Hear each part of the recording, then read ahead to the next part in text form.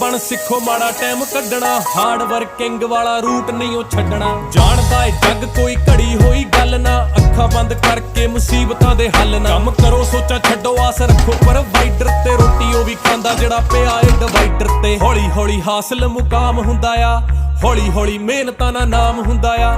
ਪਹਿਲਾਂ ਪਹਿਲਾਂ ਹਰ ਬੰਦਾ ਆਮ ਹੁੰਦਾ ਆ, ਦੁਨੀਆਦਾਰੀ ਚੋਂ ਜੋ ਤਰਾਸ਼ ਬਣਦੇ, ਆਪਣੇ ਤੇ ਰੱਖ ਵਿਸ਼ਵਾਸ ਬਣਦੇ। ਹੋਏ ਆਮ ਜਿਹੇ ਮੁੰਡੇ ਵੀ ਨੇ ਖਾਸ ਬਣਦੇ, ਆਮ ਜਿਹੇ ਮੁੰਡੇ ਵੀ ਨੇ ਖਾਸ ਬਣਦੇ। ਅਸੀਂ ਆਮ ਜਿਹੇ ਮੁੰਡੇ ਹੀ ਜੋ ਖਾਸ ਬਣ ਗਏ, ਅਸੀਂ ਆਮ ਜਿਹੇ ਮੁੰਡੇ ਹੀ ਜੋ ਬਸ ਏਦਾਂ ਹੀ ਵਾਹਿਗੁਰੂ ਸੁਖ ਰੱਖੇ।